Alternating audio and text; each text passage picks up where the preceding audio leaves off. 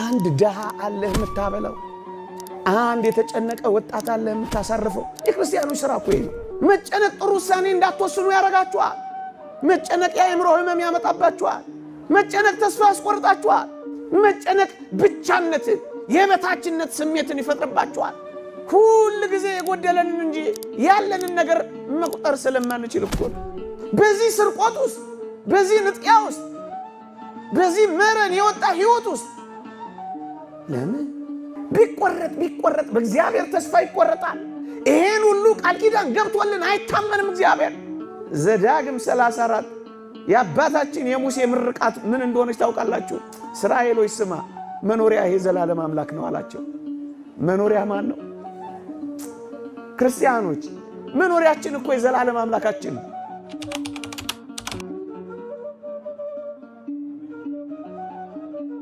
ደግሞ ሊቃውንት ያነሳሉ፣ እናንተ ከእስራኤል ዘሥጋ አትበልጡምን ይላሉ። እስራኤል ዘሥጋን ታስታውሷቸዋላችሁ። በበረሃ እኮ የወሰዳቸው በረሃውን እኮ የመራቸው ፍጹም በሱ እንዲታመኑ እግዚአብሔርን በልጅነት እኮ እንዲያውቁት ነበር በረሃ ለበረሃ የወሰዳቸው። እንዲያሙት አልነበረም፣ እነሱ ግን አሙት። እግዚአብሔር የለም ብለው ጣዖታት እንዲያመልኩ እኮ አልነበረም። በበረሃ ውስጥ የመራቸው የበለጠ እሱን እንዲያውቁት እኮ ነው። ስትራብና ሲመግብህ እኮ የበለጠ እግዚአብሔርን ታውቀዋለህ። ስትጠማና ሲያረካ እኮ የበለጠ እግዚአብሔርን ታውቀዋለህ። ጨለመብኝ ስትል ነገን ደግሞ ስንት ጊዜ ጨልሞብህ ነግቶልህ ያውቃል። ስንት ጊዜ አለቀልኝ ብለህ ተቀጥሎልህ ያውቃል። ስንት ጊዜ ከፍቶ ደግሞ መለስ ስትል አስደስቶ ያውቃል። ወገኖቼ ለዚህ ፀሐይ መውጣት፣ ለዚህ ንፋስ መንፈስ፣ ለዚህ አየር መቀያየር ማን ፔቲሽን ተፈራርሞ አስገብቷል? ፀሐይ ያንተ ናት። ጨረቃስ የመንግስት ናት። ንፋሱስ የክልል ነው። ውሃውስ የፌዴራል ነው። የሱ አይደለ? ለዚህ የታመነልህ አምላክ ንፋሱን አንፍሶ ገለባውን የሚለይልህ፣ ፀሐዩን አሙቆ የሚያበስልልህ፣ ዝናቡን አዝንቦ የሚያበቅልልህ ለምንድን ነው የምትጠረጥረው? በረሃ የወሰዳቸው ለምን እንደሆነ ታውቃላችሁ? የበለጠ እግዚአብሔርን እንዲያጣጥሙት ነበር። እነሱ አልተጠቀሙበትም እንጂ ምንድን ነው የሚላቸው ወገኖቼ?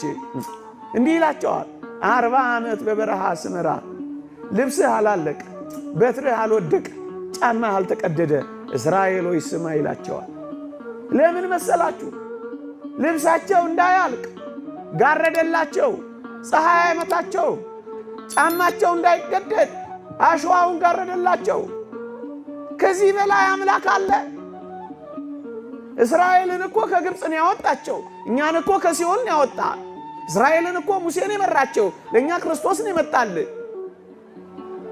እስራኤልን እኮ ዮርዳኖስን ያሳለፋቸው፣ እኛን እኮ ገሃነመ እሳትን ያሻገረ። እስራኤልን እኮ መናን ያወረደላቸው፣ እኛን እኮ ራሱ መጥቶ ነው ብሉ ጠጡኛ አለው። ታዲያ እኛን እንበልጥም? በአንድ ልብስ እንደሚያኖር አታምንም? እንደው የምር ብናምነው አንድ ቀን በበላ ነው ብዙ ቀን ሊያኖረን እንደሚችል አናውቅም? ምዕመና በተለይ ወጣቶች ስለምትበሉት ስለምትጠጡት ወይ ሰጥቷችሁ ብቻ እኮ አይደለም ሳያስርባችሁ እንኳን ሊያኖረው ይችላል። እውነት አስብ። እኔ አንዳንድ እህቶችን ዜና ሰማለሁ። ከበላው እኮ 3 ቀኔ ነው ግን ምንም አራበኝም ይላሉ። ምስኪንና ድሆች ናቸው። 3 ቀን ሙሉ የረሃብ ስሜት ያጠፋላቸዋል። እምትቀምሰው እንኳን ብታጣ እንዳትራብ ማድረግ እንደሚችል አታውቅም እግዚአብሔር? እምትጠጣው እንኳን ብታጣ ጉሮሮ እንዳይደርቅ ማድረግ እንደሚችል አታምንም እግዚአብሔር? አሁን ማመን እኮ ነው የጎደልን። ማመን፣ ፍጹም ማመን። እንደዛች ልጅ ዝናብ ጠፍቶ መሬት ደርቆ ተሰነጣጥቆ ወዮ ሊሉ ምህላ ሊያደርሱ ወደ ቤተ እግዚአብሔር ሲሄዱ አንዲት ሕፃን ልጅ ከእናቷ ጋር ትወጣለች አሉ። እንግዲህ እግዚአብሔር ያሳያችሁ። ዝናብ ጠፍቷል። ምህላ ሊያደርሱ ወደ ቤተ ክርስቲያን ይሄዳሉ። እቺ ብላቴና ጃንጥላ ይዛ ወጣችላችሁ። በጠራራ ፀሐይ እልም ባለ በረሃ ሐሩር መሬቱ በተሰነጣጠቀበት ለዝናብ ልመና ሲወጡ አጅሪት ጃንጥላ ይዛ ወጣችላችሁ። እንዴ ምን ሆነሽ ነው እንዲህ ባለ እሳት ውስጥ አንቺ ይዘሽ የምትወጪው አሏት አሉ። እሷ ምን አለች አሉ? ዝናብ ለምን አይደል? አዎ ታዲያ ዝናብ ሲመጣ በምን እንጠለላለን አለች። እንደ ፈቃዱ አንዳች ብንለምን እናገኛለን አይልም? እንመነዋ እግዚአብሔር ፍጹም እንመነው። የሚያስብልን እንዳለ እንመነው። ብንጥልለት የሚሸከምልን አምላክ እንዳለ እንመነው። ባለፈውም ነግሬያችኋለሁ። ነገር ሁሉ ቢገላበጥ እንኳን ምን እንበለው? እኛን ሴትዮ ነግሬያችሁ የለ በጾመ ነነዌ አቴስት የሆነው ኢአማኝ የሆነው ሰው አሁንማ እናቴ አቤት አሁን የጾመ ነነዌ የሚሉትን ያምናሉ? በደንብ አድርጌ ያምናለሁ። እሳቸው ላይ ያስቀድሱ ሲሄዱ መንገድ ላይ ጠበቁ እኮ እውነት አሳ አንበሪው ዮናስን ዋጠው ከዛ ደግሞ ዮናስን ተፋው በሚለው ያምናሉ አላቸው።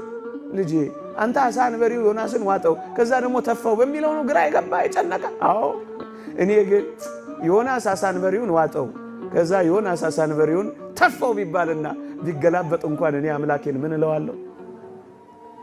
ታምኑታላችሁ? ይሄ እኮ ነው እምነት ማለት ወገኖቼ። ማመን ሳያስረባችሁ እንኳን ሊያኖር እንደሚችል ሳያስጠማችሁ እንኳን ሊያኖር እንደሚችል ማመን፣ ይሄ ነው እምነት ማለት። እመኑት እግዚአብሔር። ተስፋ አትቁረጡበት፣ አትጨነቁበት ወገኖቼ። እኛ እኮ እግዚአብሔርን የምንጠረጥረው ለሌሎች ለማያምኑት እንኳን በሚሰጠው ነገር እኮ ነው። እናንተ ይሄ አሳፍረን እንኳን ለኛ ይሄ እኮ ለአሕዛብ እንኳን ያስፈልጋቸዋል ይላል። የሰማይ አባታችሁ ለአሕዛብ እንኳን የሚሰጠውን አንተ በዚህ ኩርምት ጭርምት ትላለህ። አንተ በዚህ እግዚአብሔርን እንደሌለ ትጠረጥረዋለህ። አንተ በዚህ ተስፋ ቆርጠህ ምን ውስጥ ትገባለህ? ሱስ ውስጥ፣ በዚህ ስርቆት ውስጥ፣ በዚህ ንጥቂያ ውስጥ፣ በዚህ መረን የወጣ ህይወት ውስጥ ለምን? ለነሱ እንኳን እንደሚያስፈልገው እኮ እግዚአብሔር ይሰጣቸዋል ይላል። ወገኖቼ እኛ ከእስራኤል ዘሥጋ እንበልጣለን።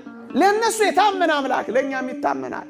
ሙሴ ሊሞት ሲል አታስታውሱም? እስራኤል በጣም ተጨንቀው ነበር። መናውን እያወረደ ደመናን እየጋረደ ነበልባል እያበረደ ጭንጫ አለቱን እያፈለቀ የሚመግበን ሙሴ ነበረ። ወይ አሁን ሙሴ ሊሞትብን ሆነ ብለው ተጨነቁ።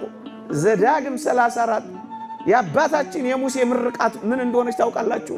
እስራኤሎች ስማ፣ መኖሪያ የዘላለም አምላክ ነው አላቸው። መኖሪያ ማን ነው? ክርስቲያኖች መኖሪያችን እኮ የዘላለም አምላካችን ነው። እንደው ምን ይላል? የዘላለም ክንዶች ከበታች አሉ ይላል። ያቅፋል እኮ ክንዶቹ። እንዴት አሳልፎ ይሰጣል?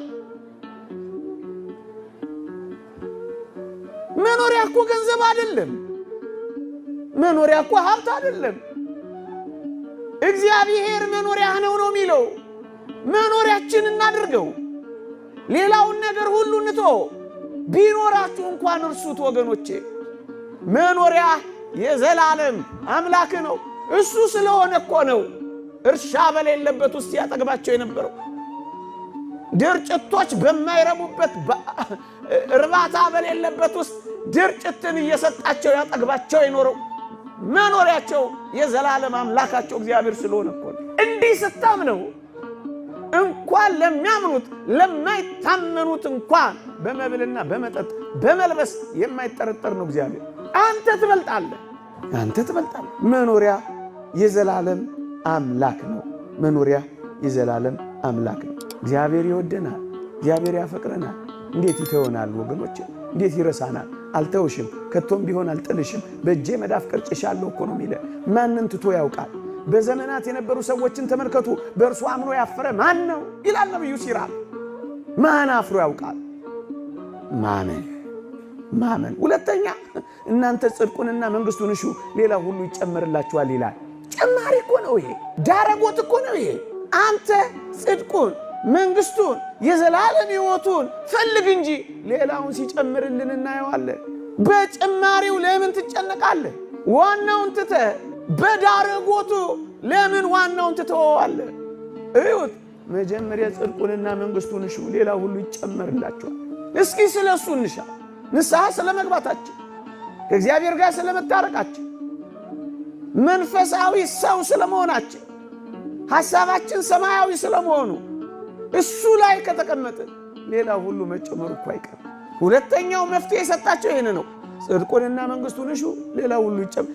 እስኪ ሞክሩትና ጣጥሙትና ፈትሹትና ራሳችሁ ለሌላ ሰው ማስተማር ጀምሩ። ሁለተኛው ነጥብ ይሄንን ነው የሚላቸው። ሶስተኛ ቅዱስ ጴጥሮስ የመከረን ምክር አለ። ምን ይላል? በመጠን ኑሩ ይላል። ወገኖቼ በመጠን መኖርን እንልመድ። ብዙዎቻችን የምንጨነቀው ሁሉ ጊዜ የጎደለንን እንጂ ያለንን ነገር መቁጠር ስለማንችል እኮ ነው። ወገኖቼ ማታ ማታ ቤታችሁ ገብታችሁ ገንዘባችሁን ኪሳችሁን ቼክ ታደርጉ የለ? ነጋዴዎች ባላንሳችሁን ቼክ ታደርጉ የለ? ባላንስ እያላችሁ አካውንቶቻችሁን ትጠይቁ የለ? በየወሩ ባንክ ሪኮንሲሌሽን ታሰሩ የለ? ታውቁ የለ ያላችሁንና የሌላችሁን? ለምንድን ነው የምትወዳደሩት ከሌሎች ጋር? እናንተ ባላችሁ በመጠን መኖርን አትለምዱ። በመጠን ኑሩ። በመጠን የሚኖር ሰው አይጨነቅም። መጠኑን የሚያውቅ ሰው አይታወክም። ለዚህ ነው ንዑድ ክቡር የሚሆን ጳውሎስ ማትረፍንም አውቃለሁ መጉደልንም ተምሬአለሁ ኑሮዬ ይበቃኛል ማለት ማትረፊያ ነው የሚለው። የእግዚአብሔር ቃል የሚለው የዕለት ጉርስ የዓመት ልብስ ካለን ይበቃናል ነው የሚለው። ጫማ ስላልቀየርክ ለምን ትጨነቃለህ? ለምን ትጨነቅ? የዕለት ጉርስ ካላሳጣ ለምን ትጨነቃለህ? ለዓመት እያሰብክ ለምን ትፈነዳለህ? ምናምን ካልገነባው እያልክ ለምን ከሰውነት ተራ ትወጣለህ? ለምን ትሰርቃለህ? ለምን ታታልላለህ? በመጠን ብትኖር ግን ጸጥ ታደርገዋለህ። የሚያውክህን ነገር በሙሉ ይበቃኛል ማለት። ወጣቶች ኑሮዬ ይበቃኛል ማለት ማትረፊያ ነው። ይበቃኛል። የዕለት ጉርሴን የዓመት ልብሴን ካገኘው ይበቃኛል። ጥሪቴን ኢየሱስ ክርስቶስ ካደረኩት ይበቃኛል። ዮሐንስ ዘሰዋስው ጆን ዘክላይማክስ የቅዱሳን ጥሪታቸው ሀብታቸው ንብረታቸው ኢየሱስ ክርስቶስ ነበር ይላል። ለምንድን ነው የምትጨነቁት? ለማጌጥ ለማሸብረቅ። ለምንድን ነው መከራ የምትበሉት? ዓለም መጀመሪያ ሜካፕዋን ከዛ ውበታችሁን ነው የምታጠፋው። ዓለም መጀመሪያ ሳቋን ከዛስ ደስታችሁን ነው የምትወስደው። ዓለም መጀመሪያ ጉረቀዋን ከዚያስ ለቅሷችሁን ነው የምታመጣው። ይበቃኛል ካላችሁ ታርፋላችሁ። ከሰው ጋር አትወዳደሩ። ቅናት አያበግናችሁም። ወንድማችሁ ምንም ቢያደርግ ደስ ይላችኋል። ምክንያቱም ኑሮዬ ይበቃኛል ብላችሁ ስለምትኖሩ። ኑሮዬ ይበቃ። በመጠን መኖርን መልመድ። በመጠን መኖርን መልመድ። አለመፎካከር፣ ዓለሙን እያያችሁ አትባክኑ። ጭንቅ አትበሉ። እናንተ ተረጋጉና ስከሩ። እግዚአብሔር የእውከት መንፈስ አልሰጠን፣ የመረጋጋት መንፈስን የሰጠን። እየሌላችሁ እንዳላችሁ ይሰማችኋል። በዓለም ምኞት በአይን አምሮት አትቃጠሉ። ባላችሁ ነገር ክርስቲያን እንደመሆናችሁ ኩሩ። ባላችሁ ነገር አመስግኑ። በሌላችሁ ነገር አትጨነቁ። የሚያስፈልጋችሁ ከሆነ እግዚአብሔር በጊዜው ጊዜ ያደርገዋል ብላችሁ አስቡ። ስለ ትዳር በማሰብ እንዳይከብድባችሁ አትጨነቁ ነው የሚለው። እግዚአብሔር በሚሰጠው ጊዜ ይሰጣል። አትጨነቁ። እርሱ ስለኛ ምን እንደሚያስፈልገን እኮ ያውቃል። ሳንለምነው ያውቃል። ሳንጠይቀው ይሰጠናል። ለምንድን ነው ተጨንቀን ከአእምሮ ውጭ ምን ሆነው? ለምንድን ነው ከመረጋጋት ምን ወጣው? በመጠን መኖርን መልመድ። ሌላው መፍትሄ የሚሰጠው ተጨንቆ በቁመቱ 1 ክንድ መጨመር የሚችል ማን ነው ይላል። አሁን ያነበብኩላችሁ ማቴዎስ ምዕራፍ 6። ተጨንቆ ማንም ሰው ምንም ፈቀቅ ማድረግ አይችልም። መጨነቅ ፈቀቅ አያደርግም። መጨነቅ ያጎላል። መጨነቅ ያሳምማል። መጨነቅ አእምሮን ያውካል። መጨነቅ ጤናን ያሳጣል። መጨነቅ ውስጥን ይጎዳል። መጨነቅ ማህበራዊ ሕይወትን ያቃውሳል። መጨነቅ ጥፋት እንድታጠፉ ይገፋፋል። መጨነቅ ጥሩ ውሳኔ እንዳትወስኑ ያደርጋችኋል። መጨነቅ የአእምሮ ህመም ያመጣባችኋል። መጨነቅ ተስፋ ያስቆርጣችኋል። መጨነቅ ብቻነትን የበታችነት ስሜትን ይፈጥርባችኋል። ምንም የማይጎዳው ነገር አለ። ምንም ግን አትጨምሩም። ብዙ ነገር ግን ይጎልባችኋል። ተጨንቆ ከቁመቱ 1 ስንዝር መጨመር የሚችል ማን ነው? ማንም የለም። አትጨነቁ። አትጨነቁ። አትጨነቁ። ሌላው አንድ ወይም 2 ደቂቃ በተለይ ወጣቶች በዚህ ዘመን ተደጋገፉ፣ ተበረታቱ። በተለይ ክርስቲያኖች እርስ በርሳችሁ 3 የምትበሉ ተጨንቀው የሚበሉት ላጡ አካፍሉ። ወገኖቼ ወደኛ የሚመጣ የየትኛውም ሀብት የኔና የናንተ ብቻ አይደለም። እደግመዋለሁ፣ የኔና የናንተ ብቻ አይደለም። እንድናከፋፍል ነው ለኔና ለናንተ የተሰጠ። ብቻህን እንድትጨርሰው አይደለም እግዚአብሔር የሀብትን ጸጋ አንተ ጋር ያጎናጸፈው። እንድታከፋፍልለት ነው ወደ አንተ የመጣው። የወንጌላችን ትልቁ ተልእኮ ስጦታ ነው። እኛ እንኳን የዳነው በስጦታም አይደለም። ትልቁ ጸጋችን እኮ ስጦታ ነው። መጽሐፍ ቅዱሳችንን ገልበጥ አርጋችሁ ስታዩት የሚያስፈልጋቸውን ባትሰጧቸው ምን ይጠቅማቸዋል እኮ ነው ያለው። በተለይ በዚህ ዘመን ዝም ብለን እንዲሆነ ብለን ማውራት አይደለም። የዚህ ማህበራዊ ሚዲያ እሱን አይደለም የሚያስፈልገው። አንድ ድሃ አለህ የምታበላው፣ አንድ የተጨነቀ ወጣት አለህ የምታሳርፈው። የክርስቲያኖች ሥራ እኮ ይሄ ነው።